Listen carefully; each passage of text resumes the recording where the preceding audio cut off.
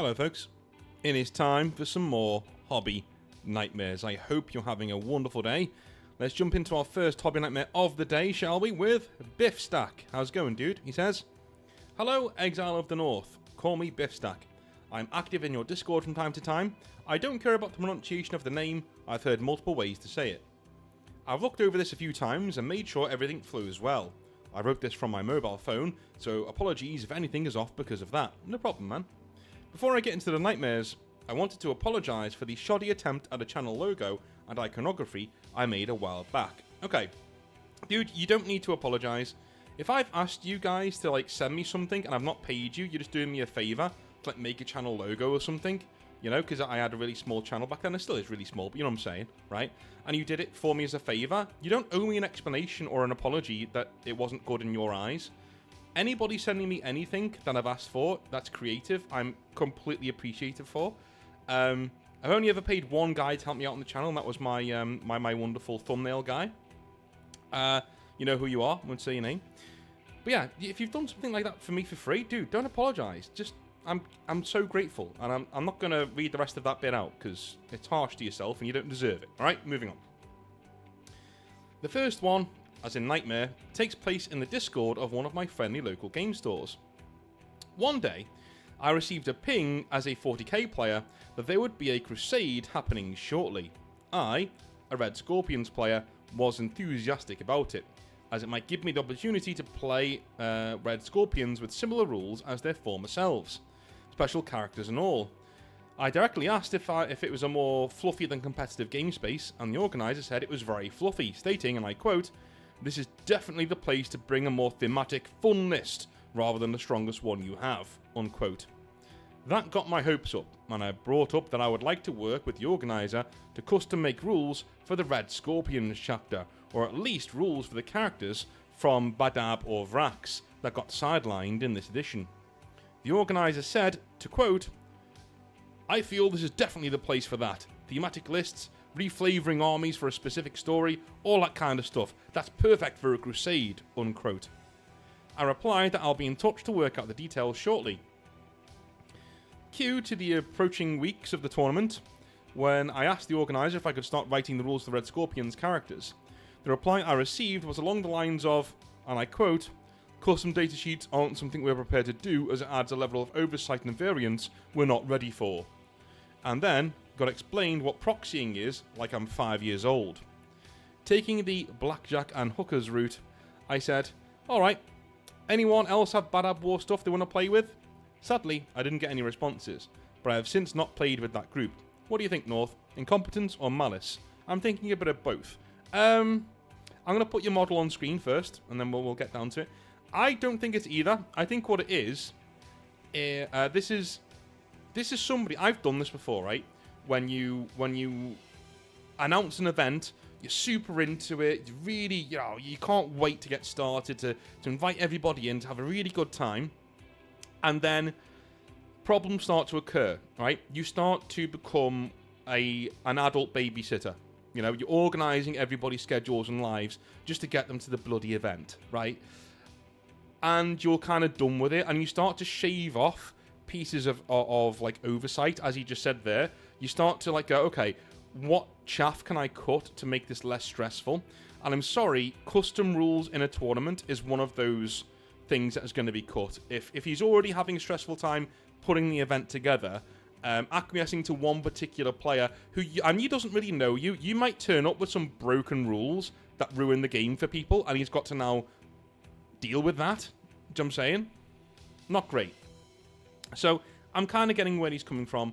He could have done it in a much better way. There's no need to be rude about it, but I get where he's coming from, and I bet a lot of the viewers will get where he's coming from too. But we'll see. We'll see what the people in the comment section think. Anyway, the second nightmare is another case of Games Workshop ruining the fun, and not at all my opponent.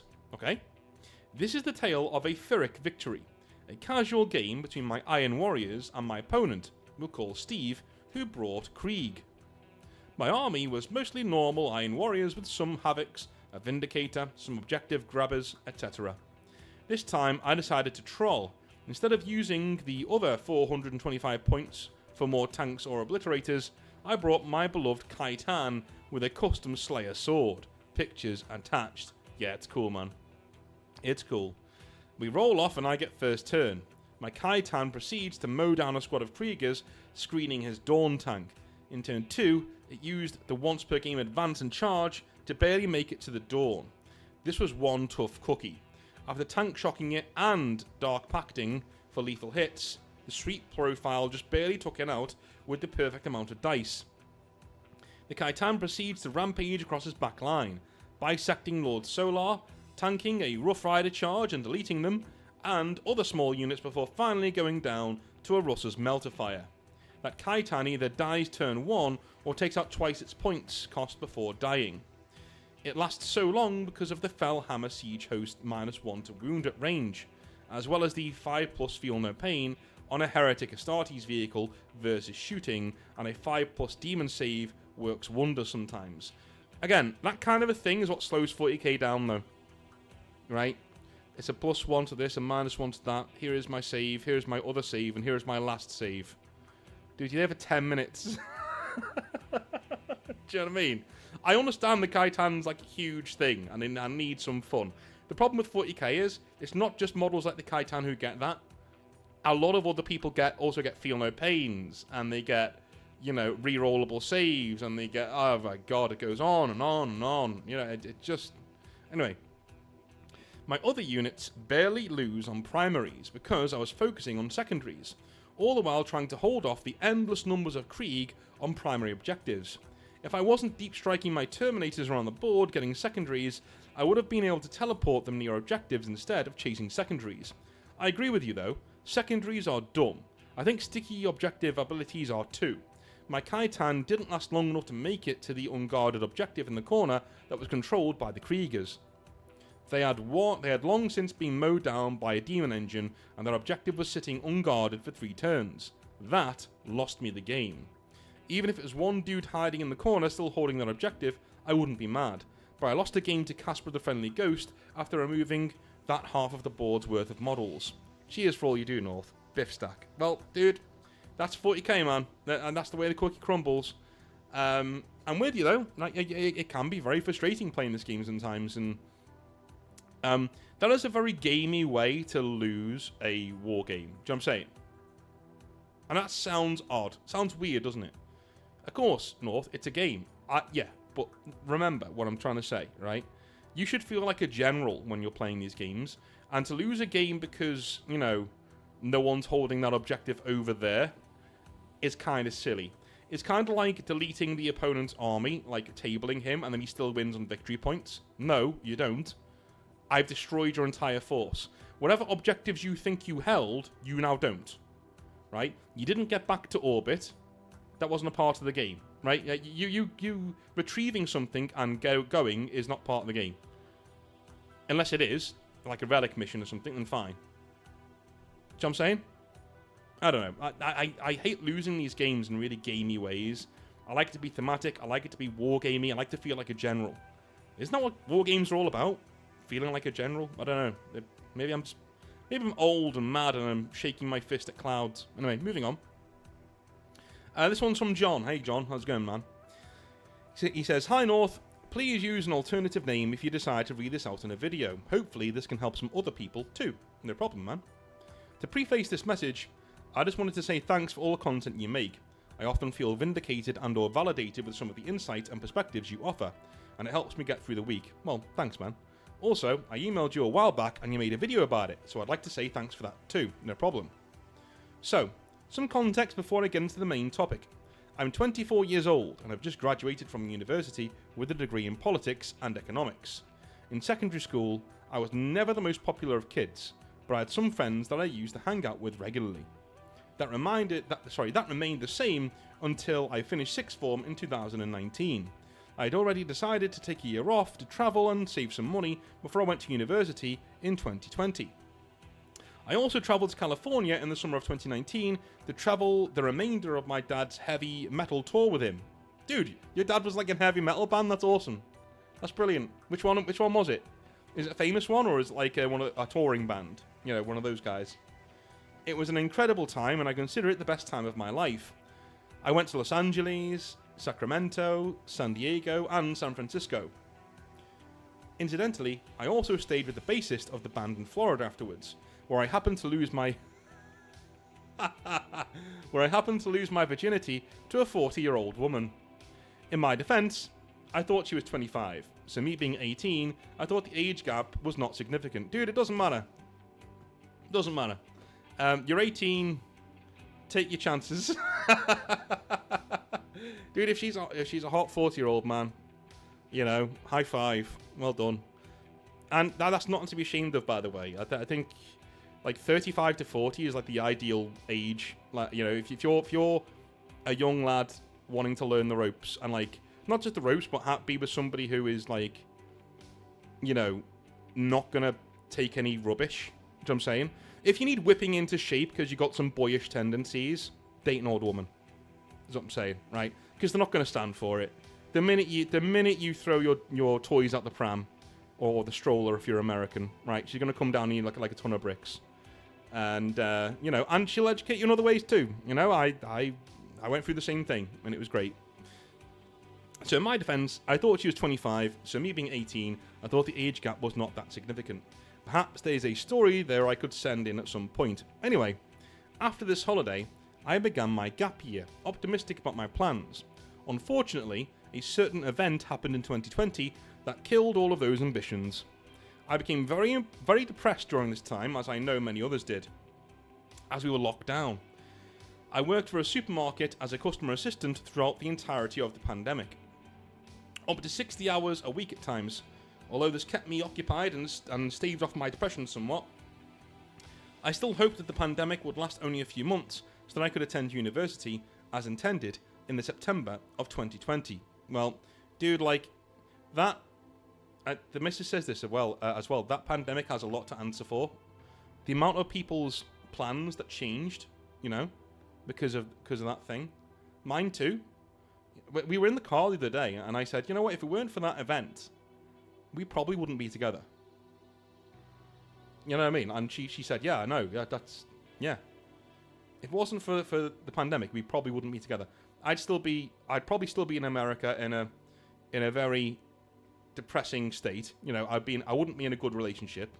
You know, I'd probably be getting divorced because I was going to get married in 2020. So I'd probably be getting divorced by now, and it'd be very messy and very stressful and very miserable. You know, because it wasn't going to work out.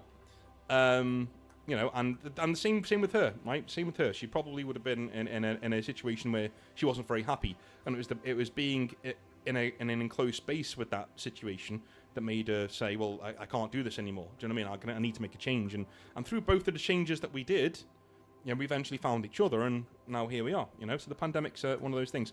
Speaking of changing plans, I have a shout out to make to my main man Scott. So Scott is a friend of the channel. He's somebody who watches the channel, and he met me for a beer on Saturday with another one of the lads from the channel. We had a really good time, and I got him an Uber later on as we were going home. I said, look, I'll get you an Uber, I'll get you home, no problem, you know what I mean?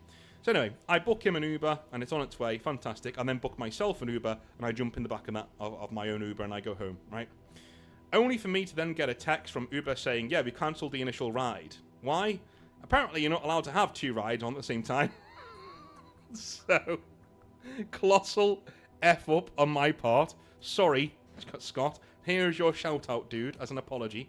And next time we go out for a pint, I will sort you out all your booze, mate, alright? Next time we're out for a few beers. That's your drinks are on me. Anyway, moving on. Well, says John, that didn't happen. The pandemic carried on. When the time came to attend university, the lectures, which were all online, were so poorly organised and dysfunctional that I decided to take another year off to make some more money and ensure that I had the proper university experience. That's a very intelligent thing to do. I retained some friends whilst working at the supermarket, which was also a fun place to work during the pandemic. Fast forward to September 2021, and I began university. But here is where I made a colossal mistake, one that I will regret my entire life. Still nervous about the pandemic situation, I decided to stay at home for the year. I had a girlfriend at the time, so I thought that university life would not be a good idea for me. The university was not far to travel to, but it was still far enough, about 40 minutes away. With the university being in Cardiff, Wales was more reluctant than England in reopening venues, which contributed to my decision to stay at home.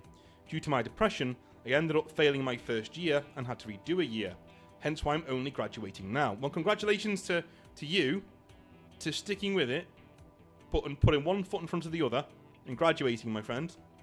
That's a trying time. I should probably mention that I experienced severe rumination at times. A few years back, I was involved in a car accident with a friend. It was on a Saturday night. He suggested, after we'd gone to a few pubs in town, that we go to the city. I flat out refused to drive, as I drank several beers at this point, but he convinced me he was fine to drive. Not a great decision. We were T-boned and his car ended up on his side. Luckily, nobody was hurt, but my brain tries to manipulate me into thinking somebody was. I experienced this in every aspect of my life, from dating to academic life. What could I have done or said to get her to like me? I should start studying sooner. Things like that. Okay, so you second guess yourself a lot. Okay, with you on that one, man. I think anybody... Let me take a quick sip of tea here. One sec. And I say it's tea. It's a nice cold drink because it's Sunday night where I am. Okay. If you want to know what that feels like, for those of you watching, do you know when you're sitting there and you're trying to decide what to watch because you've only got 2 free hours before you need to go to bed or whatever, and you can't decide to do anything, so you just sit there scrolling? Alright, imagine living like that all the time. All the time. Yeah. Hell. Now, a paragraph dedicated to my now ex-girlfriend. She was pretty, shared my humour, and the activities, I think we know what he's saying here, were amazing. However, I realised after a while that she was not somebody that I wanted to spend the rest of my life with. At this point, all my friends from sixth form were gone, and all I really had was her. She was also lonely, so we latched onto each other. Been there, dude. Been there. I broke up with her and got back with her several times, until we spent our final year together without any breakups. As we'd been together for 3 years at this point, July 2024, I realised I could not envision me marrying her or having kids with her. I had overlooked her family problems and other issues that she had had, but I realised it was best that I ended things so she could find somebody that was on her wavelength. I have been single since this point, with a couple of hookups, but nothing serious. Now being a single man, I try to go out in Cardiff and meet people, but here's where the colossal mistake comes in. Because I had moulded my life to maximise the time I could spend with my ex, I had completely dismissed all social opportunities at university. Now being in my final year, that ship had already sailed despite my best efforts. Living so far away, it was very difficult to go out, and this made me feel completely alone and depressed. I had no friends, no girlfriend, but at least I had my family, particularly my dad. He helped me through this time considerably, and I likely would have ended my life years ago without him. I did contemplate ending my life several times, with lots of calls to the Samaritans. Those of you who don't know, Samaritans is a crisis line here in the UK that you can call and talk to somebody. I managed to secure some support for my issues in 3rd year of university, which is what I think contributed most to my ability to still graduate. Even at my graduation, I felt inadequate. In fact, the day before my graduation, I travelled to university to pick up my gown, and went into the careers advisory office afterwards. I explained my circumstances, and the woman at the desk came off as incredibly dismissive of my degree, suggesting I could get a job in a different supermarket or something of that level. Wow. This upset me greatly. All this effort, all this sacrifice to be told by my own university that I wasn't going to amount to anything. I came home later that day and walked towards my local city. I didn't care that it was 17 miles away. In fact, I walked about 10 miles before I got the bus the rest of the way. To this day, I think about what I was going to do that night. I knew there was a train that passed below a bridge you had to walk across to get to the city. Maybe that was on my mind.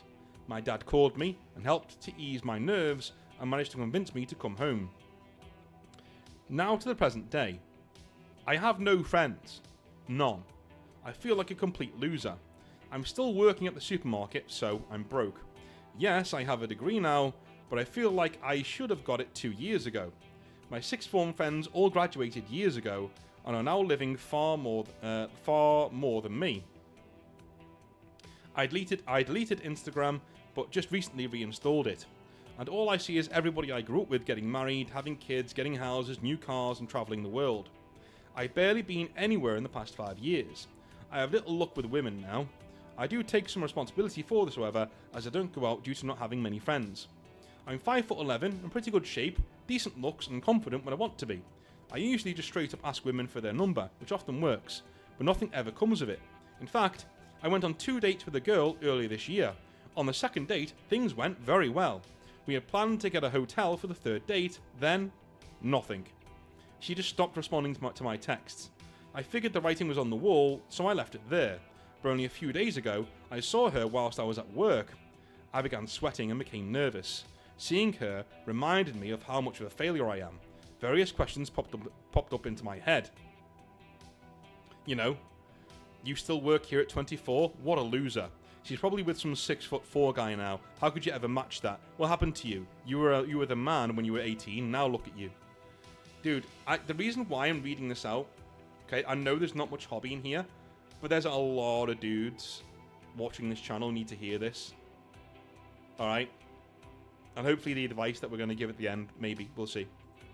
During one of your videos the other day, you talked about people that claim to be too busy, and you're absolutely right. The one person I thought was my friend always claims he's busy working or with his missus. To me, it seems like everybody has an aversion to sort out any sort of outgoing activities. Everyone I meet makes these claims. I've made efforts to go out and meet people by myself, but to no avail. This is supposed to be the best time of my life. If this is the best it's going to be, then I don't want to be around anymore. I feel like I've missed out on the best experience of my life by not having the proper university life, and I don't see how it can get better from here. Okay, if you've gotten this far, thanks for reading. I apologise if this text is a bit disjointed. I had several points to make and wanted to paint an accurate picture for you. I understand if you decide not to read this out, it's a pretty heavy subject. Also, you mentioned the trip to Warhammer World on a recent video. I'll try and make the effort to come along. Cheers, John. Alright, so yeah, we got that coming up. I think it's in a month or so. We'll see. Alright, dude. First of all, I need to say this to you, okay? And I only now understand this. Men don't really peak until they're in the 40s. I'm serious. Alright, I mean, bodily wise, yeah, you're in your peak in your 20s and 30s. Fine. But in your life, you don't peak till you're in the 40s. So my uncle, let me take another sip here. Alright, my uncle's quite well off, right? Done very well for himself. And he was broke for decades. Like, he worked in London in post rooms, as a file collector, as a shelf stacker, whatever you want to do, right? He did it all, right? He had a 1-bedroom apartment that he shared with his sister, my mum, and, you know, life was difficult for a long time. Then he worked in the Treasury office for a bit, and worked his way up from there, right? He found a niche that he liked in the Treasury office, worked his way up. Didn't work. Even he says, I didn't work that hard. I just worked, you know, just there. I became part of the furniture. I was dependable. I was reliable, right? And by the time he was in his 40s, he was making a lot of money. And he peaked in his 40s. He just did. He peaked in his 40s. He was earning the most money. He was living and working in the city of London, not just London, the city of London. If you know the difference, you know what I'm saying, right? He was earning a lot. Okay, this guy was going for 3-hour lunches. You know, went on tons of holidays. He's had an amazing life, and you know, and that only started at 40. Okay. So all these 20-odd-year-old men saying it's over, this is the best it's going to get. No, it isn't. No. It literally isn't. Like empirically, scientifically, it isn't, right? A man reaches his maximum earning potential and life potential in his 40s. That's when it happens, right? That's when your job starts to do well, you're earning your money, you're in a job that you like most of the time, right? Not everybody, right? Not everybody, but most dudes will go on that journey. They'll at least find a job that they don't hate, that they will stick up the rest of their lives. Because they're good at it, and they're earning good money, right? Most of us will find our way there. So, saying that it's over in your 20s, or it's not going to get any better, simply isn't true. And I'm on your side here. I'm not going to sit here and wag my finger at you and say, just cheer up. That's not how this works. But I will say you're wrong on that. You're wrong on that. Absolutely. Okay? Alright. So, secondly, in terms of... This hits me right in the soul. Because this was me. Okay? I would now think... I think I'm on the journey of getting to my 40s and doing well for myself. Do you know what I mean? As in North. I think I'm on that journey now. I think I'm there. But in my 20s, dude, I was a mess. A mess. Right? And the start of my 30s was not fun either. Okay? I didn't start to get my act together until about 34, 35. You know? And even I was starting... YouTube's had a big impact on that, right? Having this channel. Like a huge impact on that kind of a thing. So I'm 10 years after the age you are now. That's when I started to get my act together. But my 20s were, you know, I went to university, yeah, but dude, I was a broken person. I only realized how unhappy I was when I look back at it now. It seemed like the greatest time in your life at university. But I only now realize how, like, you know, here's the thing that people don't get about misery. You don't need to be walking around crying, rending your garments, and on the verge of a nervous breakdown to be miserable.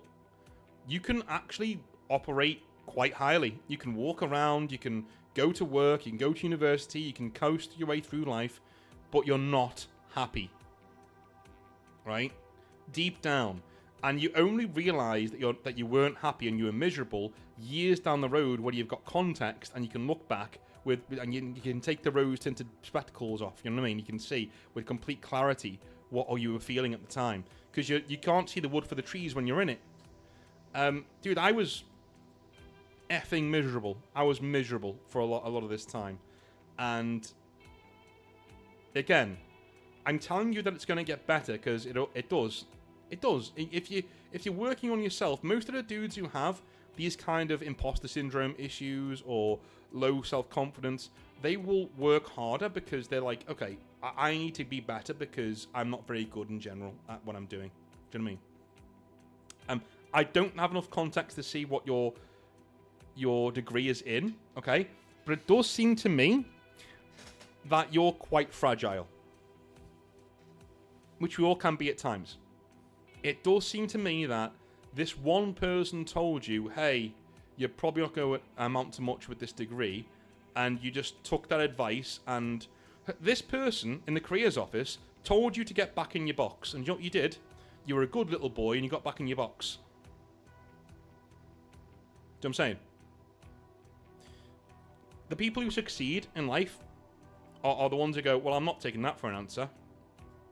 And you go, shrivel, I'm going to do my own thing, right? There must be something, John, that you're good at. There's got to be something that you enjoy that you're good at. Even if it's in the hobby.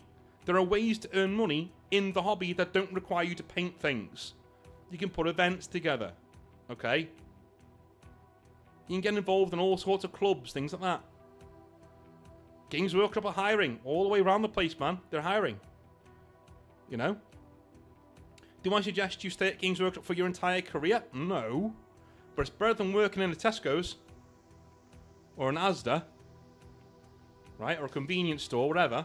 It's better than that. Especially if you get a good manager. You know? Be prepared to move.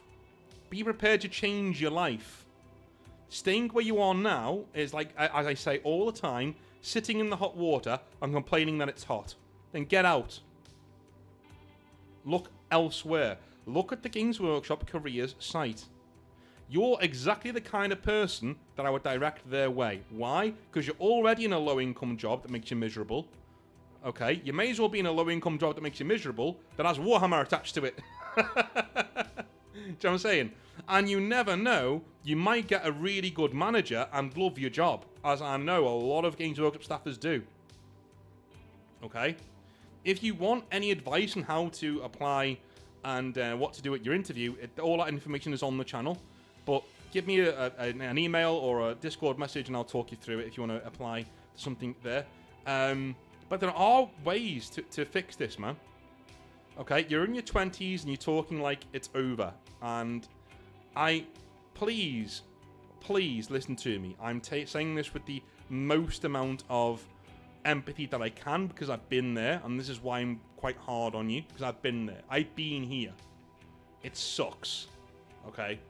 But you need to get on with it, dude. You're in your 20s. This is a touch grass moment, okay? Your life's not over. It's not peaked. It's nowhere near peaked. You're about 15 years away from it peaking. Where were you 15 years ago? You were 10 15 years ago. Alright? Alright.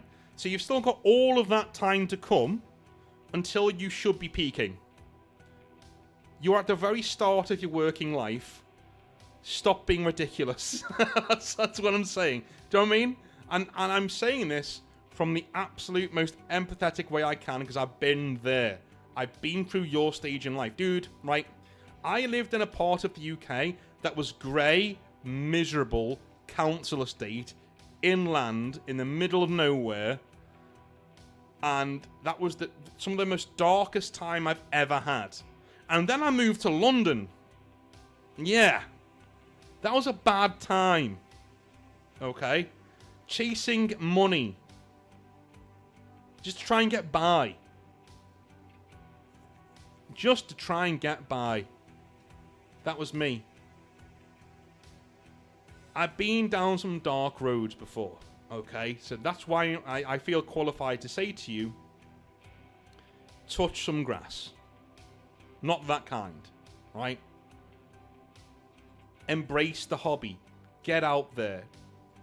You know, if you say I've got no friends and you don't go out to make friends, again, sitting in the hot water complaining it's hot. There is a fix for that. You know? Go out, enjoy the hobby. Dude, I do it all the time. I do it on the channel all the time. I've met like 9 dudes just from the channel saying, yeah, let's go out for a pint. Alright, cool. Every man out there wants to go for a pint. Everyone. Now, the one thing I will say to you that I do agree with you on, as I've said it before and I'll say it again, you will come across people who say, oh, I'm constantly busy. I'm constantly busy. I've got so many things on. Dude, no you don't. No, you don't. Okay? You really don't. You work for an IT company. You work for Tesco's. Like, you know, Dave, you're a mechanic. No, you don't. Like, literally. I've had this conversation before. I'm so busy. No, you're not. No, you're not. Dave, you work for Asda. No, you're not. You're not that busy. Do you know what I'm saying? Like, it's just, you will come across these people who will all the time try and tell you they're so busy. Not even if you're trying to organize something, you say, oh, how are things in your life? Oh, I'm rushed off my feet, I'm so busy. No, you're not. No, you're not. You're living a normal life. But you want to appear busy. You want to appear busy so people don't think you're a loser who's not doing anything all the time. You want to appear busy because you don't have the balls just to say to me, you know what, North? I didn't do anything last night and loved it. I loved it. Alright, do you want to go out for a pint? Not really, man. I'm a bit socially drained right now. Okay, cool, man. I'll hit you up next time. That's all you need to say to me. But to say, no, I'm busy. Oh, no, you're not. No, don't lie. Please don't lie. Please, you are not. You are not the head of Microsoft. You are not, working as like some sort of military operative. You're not, dude. Again, you work for Tesco. Like what do you want me to say? You're not that busy. I work 3 jobs, dude, and I'm not that busy. I work 3 jobs, and I can find time for my friends. Do you know what I'm saying? I'm busy, but I don't talk about it. You know? In fact, I think the only time I talk about it is on these videos when I'm like, I'm really sorry, guys. I've got to do this video really quickly because I've got lots of stuff on today. That's the gist. That's all I do. Yeah, and then but I still do the video. I still find time for the video. Do you know why? Because I care about the people I'm making the video for. I want to spend time with you for a bit because it's important to me. It's important enough to me. The minute somebody says I'm too busy to hang out with you several times, I'm like, okay, either you are really busy, which is fine. That means we can't really go out and do stuff, which means we're not really friends, you know, because we're not going to connect at all, right? We're not going to play video games together. We're not going to talk to each other. That's fine. I'll put you on the back burner, no problem, right? Either that, and that's very rare, right? Or my friendship isn't important enough for you to make the time. That's just how I am, man. I just... One of the two. It's one of the two. Either you actually are that busy, which is very rare. And I mean, like, you know, your family are ill. You know, you've got a kid with special needs, or several kids with special needs, or whatever it is, right? Fine. You know, I will always be there for you. We'll always talk. We'll always, you know, I always try. If you try and reach out to me, I will always pick up the phone. So people got, like, triggered last time when I said stuff like this, because, oh, you're just going to get rid of your friends. No. No, if you pick up the phone to me, I'll always pick it up. Right? Always. If you make the first move, I'll always pick it up. But if it's always me making the first move, no, mate. No. No. No. It's draining after a while. I start to think, maybe you just don't like me. So I just leave. You know? I think that's a perfectly fine response. And even that's really rare. People being that busy is really, really, really rare. It really is. Okay? It's the far more prevalent thing is you are not busy. You just can't be arsed hanging out with me because my friendship doesn't mean that much or anything to you. I'm an option for you, and you don't need that option right now. I think that's a fair thing to say, right? And if you are that kind of person who says that to your friends, or your friends, quote unquote, all the time, you probably need to go fuck yourself. Just saying. Like, you know, unless you're in that first category, the very rare person who's actually that busy, because you've got a really stressful job, several kids, and your missus, and whatever, right? Unless you really are that person, you know, you can have a pass if you really are that person. If you're the second person who treats all of your friends like an option, you need to go look in the mirror. Just saying. So I agree with you on that one, John. I do agree with you on that one. All right, let's go with our next hobby nightmare. Yeah, and by the way, this is the last thing on that. I know I can hold people to those standards because I hold myself to them. Like, I hold me to them. Like, I'm that guy. Like, I will pick up the phone to you. I will... If I can't... I'm honest as well. If I can't be bothered going out because, like, I'm just not up for it, I'll just say, nah, not today, man. I'm not up for it. Right? If I don't want to play video games, I'll tell you, I'm not really up for it tonight. You know? And you know what my friends do? They go, oh, okay. You know? Okay, no problem. Next time. Catch you down the road. You know? That's what friends do. Friends don't make excuses. Okay? Friends don't make up nonsense to make themselves sound good. Alright? Being busy all the time doesn't tell me that you're an impressive person who works hard. It tells me you're really bad at management, at managing your time. And that's all it tells me. Okay? I'm so busy. No, you're not. You've got a normal job and a normal family. I've got a normal job. I've got 3 normal jobs and a normal family. People to look after, people to see. I'll still find time for you because you're my friend. If that's not you, don't be my friend. Cheers. Moving on. Alright, let's go with Badger for this next one. He says, good day, North. You can call me Badger. And this is not so much of a hobby nightmare, but more of a hobby sunshine after the rain. Okay. It's going to get heavy, so strap yourself in, get yourself a brew, and I hope you enjoy the story. Alrighty. I am dyslexic, but I've gone through this a few times to ensure as few mistakes as possible, although I know my grammar is terrible. I hope it reads okay. Well, thank you for the effort, my friend. Thank you for the effort. A little about me to start with. I'm a 40-year-old ex-British soldier, thank you for your service, my friend, with ADHD, dyslexia, and a love of sci-fi. I got into the hobby when I was in my 20s because during a very slow weekend on camp, I decided to annoy the guy living in the room next to me. That's the most soldier thing I've ever heard. It's too quiet around here. I'm going to ruin your day. I annoyed him to the point he launched 2 books directly at my head with the declaration I should F off and read a book. An interesting teaching method, but one that worked on me at least. The books in question were Soul Drinkers by Ben Counter and Space Wolf by William King. Due to the previously mentioned dyslexia, I was never really interested in reading, bearing in mind that I was brought up in the 90s and dyslexia wasn't very well understood back then. This new world, however, broke through that, and now I own around 300 books, mainly fantasy and sci-fi. I started reading and got into 40k hard, doing it all the way through my army career and through university. I love the old Dark Angels lore and started with them as my first 40k army. Then, I met a woman. Let's call her... I'm trying not to swear, okay? Let's call her Mitch. Why not? Let's call her Mitch. You know the word used. I'm trying not to swear on these anymore. Although I will if something really gets my goat. Mitch seemed really nice. 6 years younger than me. I was in my late 20s.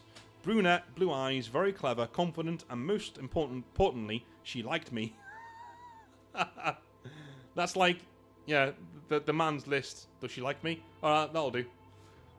The relationship started a little rocky, but eventually we were living together with 2 dogs, Pup and Smell.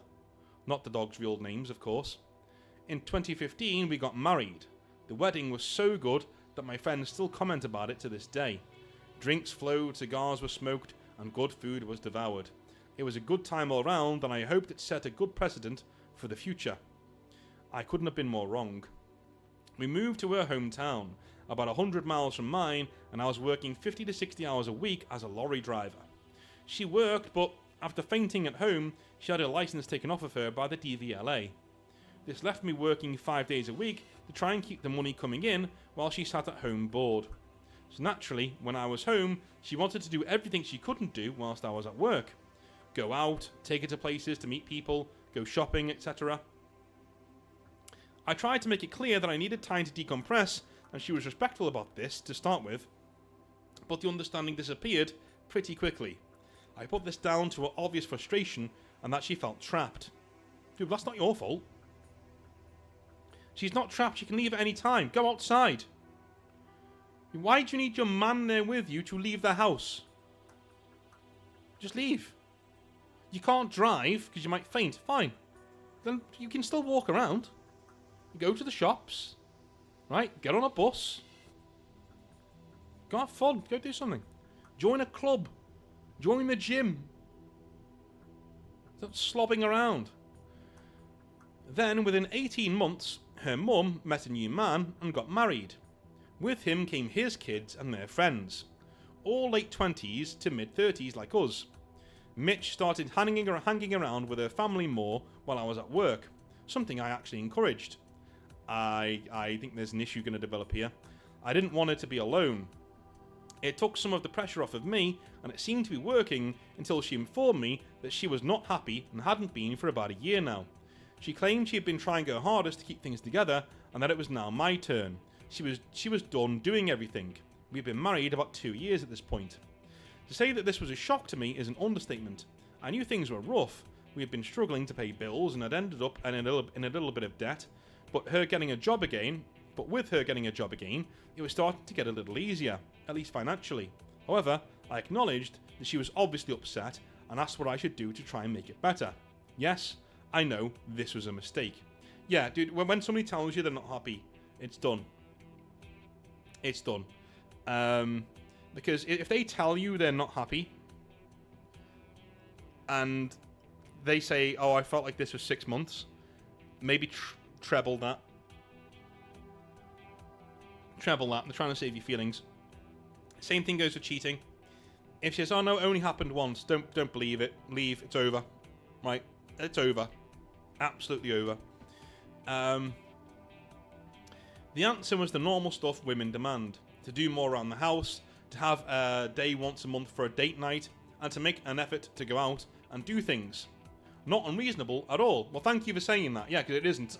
Like, none of those suggestions are unreasonable. You know, doing more around the house. I mean, if she's at home, or she's now at work, of course, but if she was at home most of the time, you know, to have a day once a month, like one date night a month is kind of low too. Like me and the missus, we're out like once a week at least doing something. We got an Aliens back-to-back double feature on Wednesday. Alien and Aliens, gonna be awesome. Yeah, so things like that. Anyway, all this I accepted under the understanding that once again I needed time to play or to do something for me. This generally fell into the category of a computer game or reading a 40k book. I had given up on painting a year or so before and given away most of my Warhammer. Aside from obviously not having the time or friends to play with, I didn't have a place to paint because she found it untidy. She sounds like a delight. So this is how it continued. Me trying my hardest to do a stupid amount of hours and her basically doing what she wanted. Then things started to get on top of me. Now, I'm not going to say I was an angel. I would come home tired a lot, be dismissive on occasions, and would sometimes cancel things last minute because I simply didn't have the energy, but I would never stop her going to or doing anything. Just because I wanted to stay in didn't mean she had to, but obviously this was not acceptable. I know she wanted to spend some time with me, but every month the bills were getting worse and my credit score was getting lower. I wanted to build a life, not debt.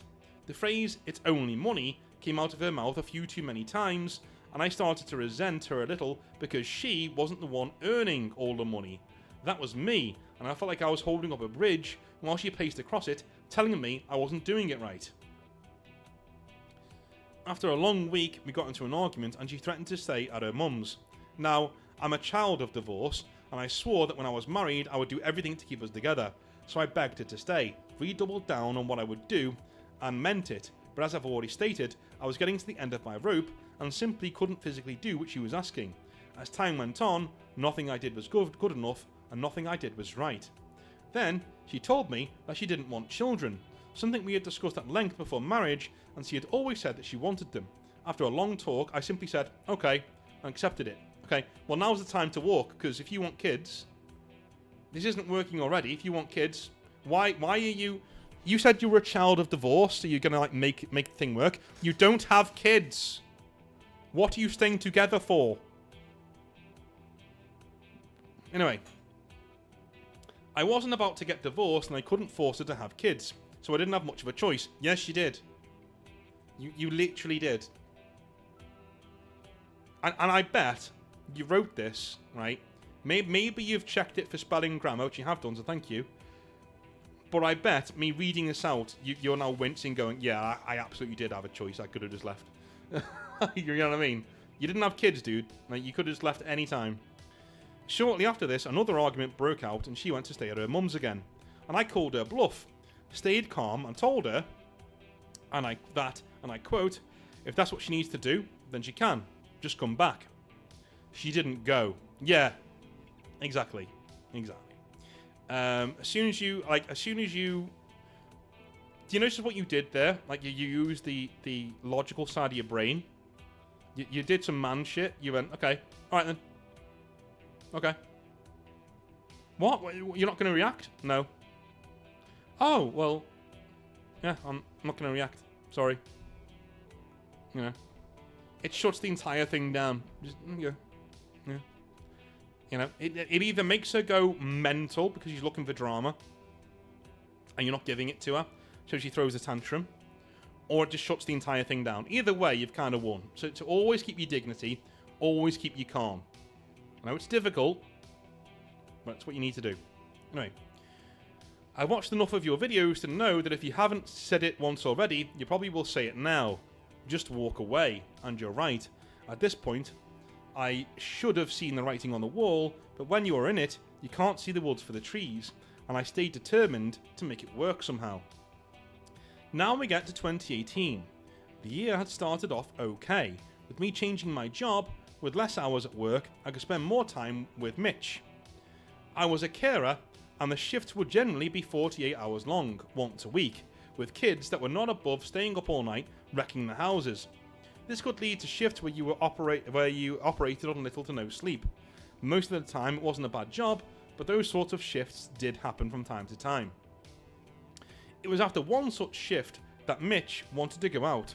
I told her that I was shattered and that she could go, but I just needed to chill. This turned into an argument that I had no energy for, and when I tried to walk away, she accused me of cheating. My temper flared. Is it me, or when somebody starts throwing around the cheating thing, it's usually them who are doing it and they're trying to project onto you? I don't know. Now, I would like you to understand, I am not an aggressive man, especially to those I love. In an instant, I spun and I got on her face, tired, angry and insulted. She didn't flinch, didn't turn, didn't even say anything. She just stood there looking up at me.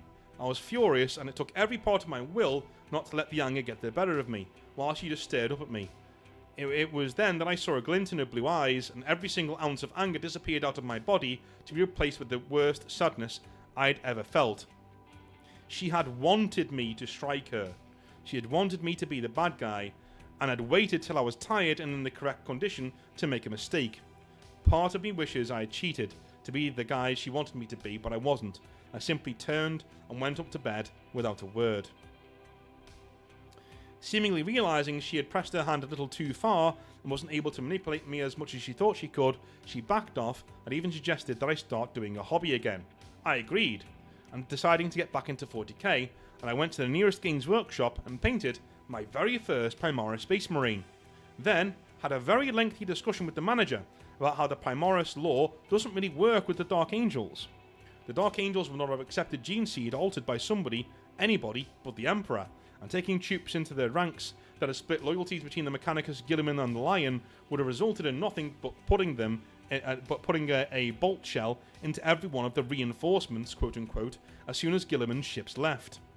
I bought a box of Deathwatch to play Kill Team, and a selection of paints, about £50 worth, including the minis. I had a selection of hobby supplies in storage, so I didn't need some of those. I got home and immediately got bollocked by Mitch for spending money we didn't have, quote-unquote. This, for me, was the realisation that no matter what I did, I was never going to do anything right. I was a good man, I did everything I could provide, and passed every challenge she threw at me, but I still couldn't win. Yeah, this is the... And this hurts as well, because this is probably your only good day in a long time. Do you know what I'm saying?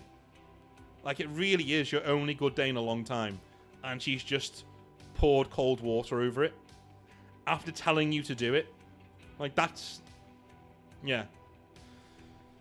Rose-tinted glasses really do make people stupid, and none of us are immune. I am also fully aware of how much of a fool I was with this woman.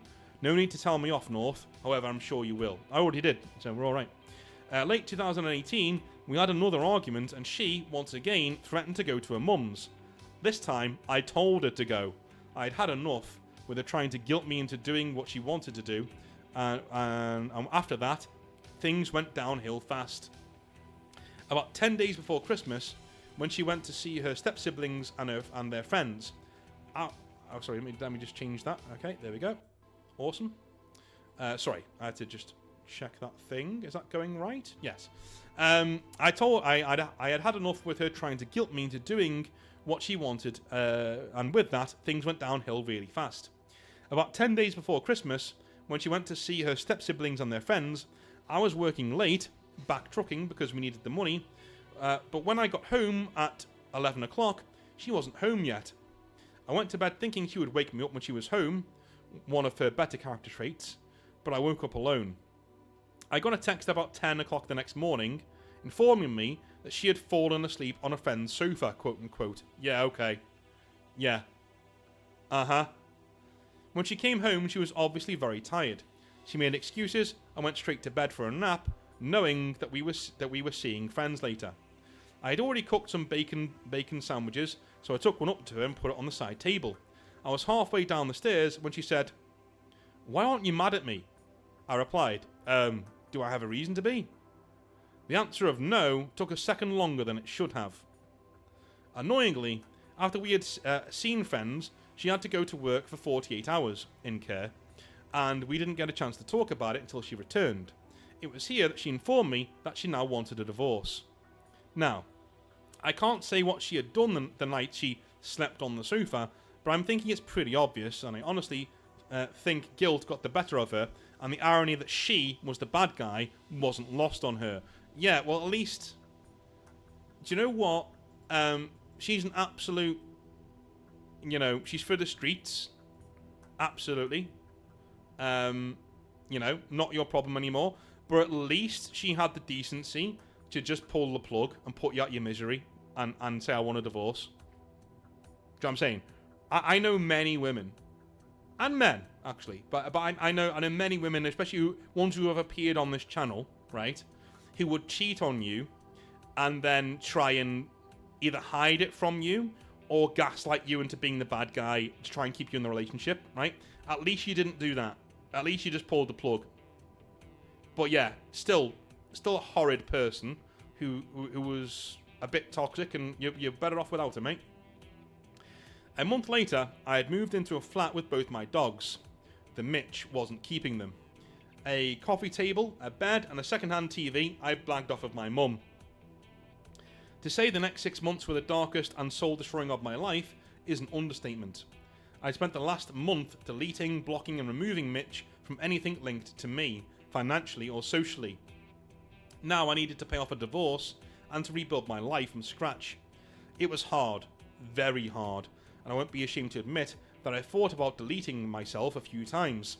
However, every time I did, I would look down and find Pup staring up at me.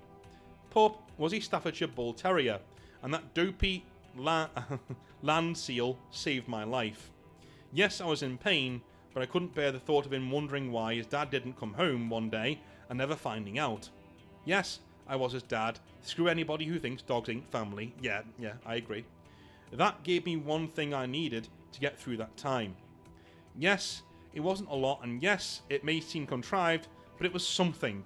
That's all I needed to do to soldier on. So, I hit the gym, saved as much as I could, kept calm, and carried the F on. Like a true Briton. Yeah, dude, mate. Absolutely. I'm going to show off some of your models, because you sent me some, and they do look pretty cool. So let me just whack them on the old teleprompter here. Alright. Wow, these are awesome. Look at these. Very nice. I mean, these are great.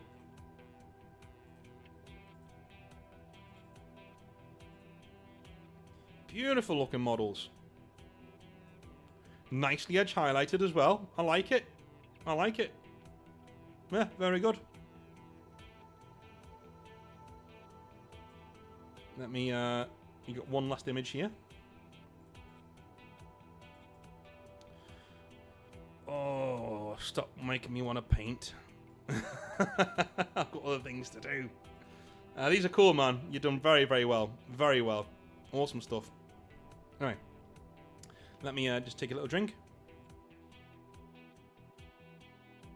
Alrighty, carrying on. Around a year later, in the February of 2020, after moving closer to home, I decided to put myself out there and start dating again. The next month, Nurgle locked us all down. Timing was never my strongest suit, I suppose. This, however, gave me an opportunity. I was a lorry driver, and that meant I was an essential worker. So I spent the following lockdown clawing back my debt until I was finally able to move back to my home county in 2021. Now half an hour from my friends and family, and with a divorce now in my rearview mirror, I was able to truly be myself again. I dated a few people and started getting into Warhammer again. This time, I opted for the Iron Hands because I like the lore, the little of it that there is, and the paint scheme is simple enough that you can paint them pretty quickly. Dude, you've got a perfect job too. Like, when you pull up somewhere, you can have your models next to you, right? As soon as you turn the engine off and you close up for the night, and you've got to stay in your, you got to stay in your lorry overnight, dude. Hobby space, you know, awesome. I started going to my local games workshop, who hosted games of Firefight every couple of weeks, and that's when in 2023 I met a girl. Let's call her Angel. Oh, you're blown away with my naming conventions, I know you are. Angel is blonde, short, green eyes, shy, a natural talent for art, and she has 2 teenage boys. She was in the shop to learn to play because her sons had got into the hobby and she wanted to learn so she could teach them. Yeah, that's definitely why single mums go to wargaming shops. Absolutely. Dude, anybody who's worked in one who was like... Anybody who's a dude who is at least like a 5 or 6 out of 10 on the look scale, who has his life together, who's worked in a games workshop, knows the amount of mums who come in. And they're on the prowl, dude. They're single mums. Because what are you as a games workshop worker? Right? You're good with kids. You've got a stable job. You can handle talking to people. You know, you're quite confident. You know? Yeah, I'm telling you, man. Her kids think you're awesome. It's... Most relationships that I know of in Games Workshop are managers and mums. Most of them. Managers and mums. Anyway. She also had started painting a few minis herself. She was very reserved, so we only chatted a little bit, and she left without even giving me her name, much to my disappointment. 2 weeks later, she returned, and we started talking again, but this time I got her name, always a good start, and we ended up getting food together, very nice, when the shop closed for dinner. We hit it off straight away, and from there bloomed a relationship. Things have gotten truly better since I met her. I bought my own house, changed my job for much better hours, and seemed to have a direction to my life again. We have now been together for 2 years, and when I say she is the best woman I've ever met, I truly mean it. She is kind, loving, and plays orcs, which is always an attractive quality in a woman, yes. She always has a massive grin on her face when she rolls a handful of dice, whispering, "Daka Daka." Her boys, Death Guard and Space Wolves players, are great, and even though I may never have kids myself, Angel and I discussed it and decided jointly against it, the fact that I can help them and hopefully be a good influence in their lives has honestly made me think maybe all the stuff I went through might have actually been worth it. The only dark spot in my life has been the loss of Pup earlier this year. Oh, I'm sorry to hear that. He got cancer, and I was given the horrible choice of putting him to sleep or letting him suffer. Angel was with me the entire time, giving me the strength I needed to do what needed to be done. Smell, my other dog, is still with me though. So that's my story. Thank you for reading it out. If you had told me at Christmas 2018 that in 7 years I would be stable in my own house with an amazing woman who treats me with nothing but love and respect, then I would probably have punched you in the mouth for being so stupid. Bad things happen, not always to bad people, but to everybody listening, do not give up. Life's terrible at times, but I'm proof that things do get better. And hopefully, it's worth all of the pain. Thank you once again, North, for reading out my story and all the work you do for mental health. Cheers, man. Also, thank you for putting me on the path to one-page rules. My partner and the boys nearly exclusively play OPR now, and not the mess that is Warhammer. The company really does need to sort itself out, or they might find smaller companies taking chunks out of it like a shark. Cheers. Okay, so hopefully you can see why I chose to read these two back to back, right? I wish I could tell you I did that on purpose, but it's just the way Hobby Nightmares is sometimes. The universe, this is why I believe in the universe doing things, do you know what I mean? Because I picked these at random. But they fit very well together, alright? John from our last Hobby Nightmare, I hope you listened to that one. Remember, this guy was in his 20s, now he's in his mid-30s, and he's starting to peak. It happens. Stick around for it. The best years of your life are still to come, my friend. Alright? Alright. I love you a long time. I will see you around. I'll be back tomorrow with some more 40k rantage. Have a wonderful rest of your day, and I'll speak to you soon. Have a good one. Bye now.